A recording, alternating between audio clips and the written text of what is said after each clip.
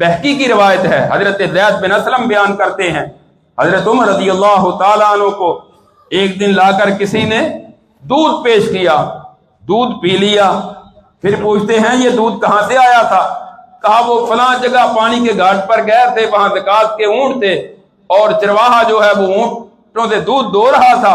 لوگوں کو پلا رہا تھا، مجھے بھی دیا، میں نے برتن میں ڈال دیا، میں نے آپ کو پلا دیا۔ حضرت عمر رضی اللہ تعالیٰ عنہ پریشان ہو گئے کہ زکوٰۃ کا دودھ اور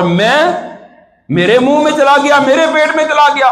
فوری طور پر منہ میں انگلی ڈالی اور کیا کہ میرے لیے زکوٰۃ حلال نہیں، لہذا میں اس مال کو اپنے پیٹ میں کبھی جانے نہیں دوں گا،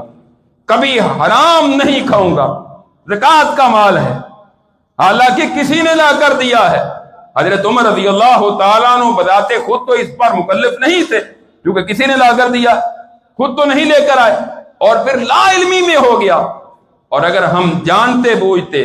ہر چیز کا ہمیں علم بھی ہو، ہر مسئلے کا ہمیں پتہ بھی ہو،